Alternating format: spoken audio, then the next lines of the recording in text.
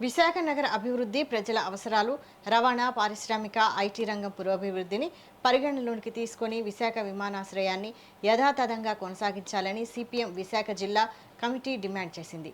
CPM జిల్లా కార్యదర్శి వర్గ సభ్యురాలు బి పద్మ, వి కృష్ణారావుతో కలిసి మద్దిలపాలెం సిపిఎం జిల్లా కార్యాలయంలో జరిగిన మీడియా సమావేశంలో ఆయన మాట్లాడారు.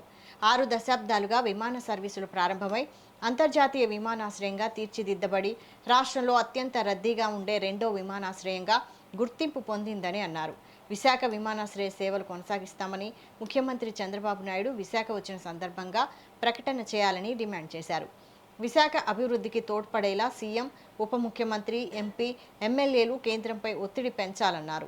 కూటమి ఎంపీ, ఎమ్మెల్యేలు భోగాపురం విమానాశ్రయ పరిసర ప్రాంతాల్లో కొన్న భూముల ధరలు చూసి మురిసిపోకుండా విశాఖ అభివృద్ధి, ప్రజల ప్రయోజనాల రక్షణకు కృషి చేయాలన్నారు. విజయనగరం జిల్లా భోగాపురం ఎయిర్పోర్ట్ని వచ్చే నెల ప్రారంభిస్తున్నట్లు ప్రకటించారు. సంతోషం, మంచిదే. అయితే అది ప్రారంభించాక విశాఖపట్నం ఎయిర్పోర్ట్ని మూసేయడం కోసం రంగం సిద్ధమవుతూ ఉంది. ఇది అత్యంత ఆందోళనకర విషయం.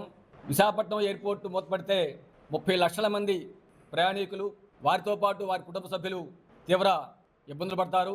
ఎయిర్పోర్ట్ లోపల బయట వేలాది మందికి ఉన్న ఉపాధి పోతుంది, వ్యాపారాలు తగ్గిపోతాయి. దీంతోపాటు ప్రభుత్వ, ప్రైవేట్ రంగ పరిశ్రమలకి విశాఖపట్నం నిలయం. తరచూ ప్రమాదాలు జరుగుతున్నాయి. ఆధునిక వైద్యం కోసం ముంబై వంటి మహానగరాలకి వెళ్లాల్సిన పరిస్థితి వస్తుంది.